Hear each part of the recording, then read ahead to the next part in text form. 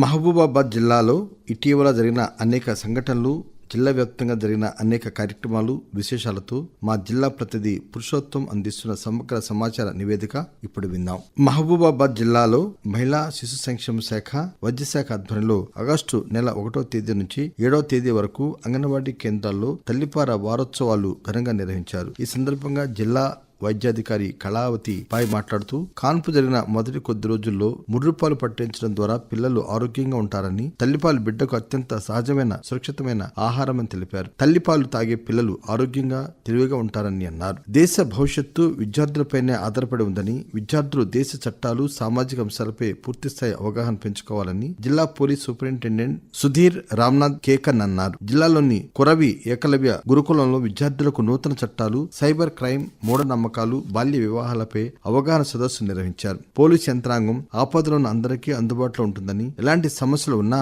పోలీసుల దృష్టికి తీసుకురావాలని, నూతన చట్టాలు, షీటింగ్ గురించి జిల్లా ఎస్పీ విద్యార్థులకు వివరించారు. రాష్ట్ర ప్రభుత్వం ప్రతిష్టాత్మకంగా చేపట్టిన స్వచ్ఛదనం పచ్చదనం కార్యక్రమంలో అధికారులు, ప్రజాప్రతినిధులు, ప్రజలు భాగస్వాములై కార్యక్రమాన్ని విజయవంతం చేశారు. జిల్లా కేంద్రంలోని అంబేద్కర్ సెంటర్లో స్వచ్ఛదనం పచ్చదనం అవగాహన ర్యాలీని MLA Murali Naik, additional collector Lenin Vatsal టొప్పోలు జెండా ఊపి ప్రారంభించారు. ఈ ర్యాలీలో పాఠశాల విద్యార్థులు, మెప్నా, మున్సిపల్, అంగన్వాడీ ఉద్యోగులు ప్లకార్డులు ప్రదర్శిస్తూ నినాదాలు చేశారు. జిల్లా వ్యాప్తంగా తెలంగాణ ప్రజాపిత ప్రొఫెసర్ జయశంకర్ జయంతి వేడుకలను ఆగస్టు 6వ తేదీన ఘనంగా నిర్వహించారు. స్థానిక మున్సిపల్ కార్యాలయంలో జయశంకర్ జయంతి వేడుకలను పురస్కరించుకుని ఆయన చిత్రపటానికి మున్సిపల్ చైర్మన్ రామ్మోహన్ రెడ్డి పూలమాలలు వేసి నివాళులర్పించారు. పార్లమెంటరీ అసెంబ్లీ నియోజకవర్గం జిల్లా కేంద్రంగా ఉన్న మానుకోట పట్టణాన్ని అన్ని రంగాల్లో అభివృద్ధి చేసేందుకు తన శక్తి వంచన లేకుండా కృషి చేస్తానని స్థానిక పార్లమెంటు సభ్యుడు పురిక బలరాం నాయక్ అన్నారు. మహబూబాబాద్ పట్టణంలో అమృత్ 2.0 పథకం ద్వారా 28,43,00,000 వ్యయంతో చేపట్టనున్న విలీన గ్రామాలకు త్రాగునీటి పైప్ లైన్, 3 ఓవర్ హెడ్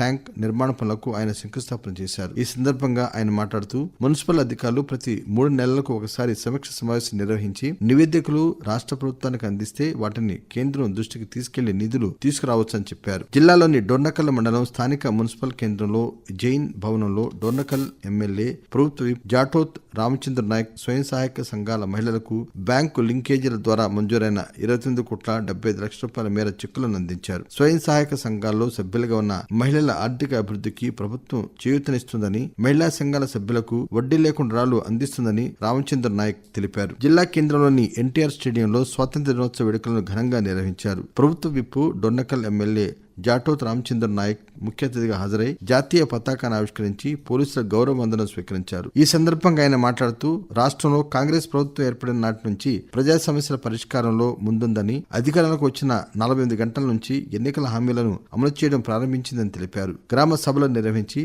ప్రజల నుంచి దరఖాస్తులు స్వీకరించి పథకాలను అమలు చేస్తుందని చెప్పారు. రాష్ట్రంలోని మహిళలకు ఉచిత ఆర్టీసీ బస్సు ప్రయాణ సౌకర్యాన్ని కల్పించి ప్రతి నెల జిల్లాలో 14,53,000 మంది మహిళలు ఉచిత రవాణా సౌకర్యాన్ని వినియోగించుకుంటున్నారని వివరించారు. మహాలక్ష్మి పథకం ద్వారా 500 రూపాయలకి వంట గ్యాస్ సరఫరా చేసే కార్యక్రమాన్ని రాష్ట్ర ప్రభుత్వం అమలు చేస్తోందని, దేశంలో ఎక్కడా లేని విధంగా ముఖ్యమంత్రి రైతులకు 2 లక్షల రూపాయల రుణమాఫీ చేశారని వివరించారు. గృహజ్యోతి పథకం కింద 200 యూనిట్ల లోపు విద్యుత్ వినియోగదారులకు ఉచిత విద్యుత్ సరఫరా చేస్తున్నట్లు కూడా ఆయన చెప్పారు. విద్యుత్ శాఖ అధికారులు, సిబ్బంది పొలంబాట చేపట్టి కరెంటు సమస్యలను పరిష్కరిస్తున్నారు. Northern power distribution company limited సిఎండిగా బాధ్యత చేపట్టిన కర్నాటి వరుణ్ రెడ్డి సమస్య పరిష్కారానికి కృషి చేస్తున్నారు. రైతుల పొలాల వద్దకు అధికారులు వెళ్లి వారి సమస్యలను తెలుసుకుని అక్కడికక్కడే వెంటనే పరిష్కరిస్తున్నారు. జూన్ లో ప్రారంభమైన ఈ పొలంబాట కార్యక్రమం నేటికి కొనసాగుతోంది. ఇప్పటి వరకు మహబూబాబాద్ డివిజన్ వ్యాప్తంగా 2,395 వంగిన వదులుగా ఉన్న విద్యుత్ స్తంభాలను సరిచేశారు.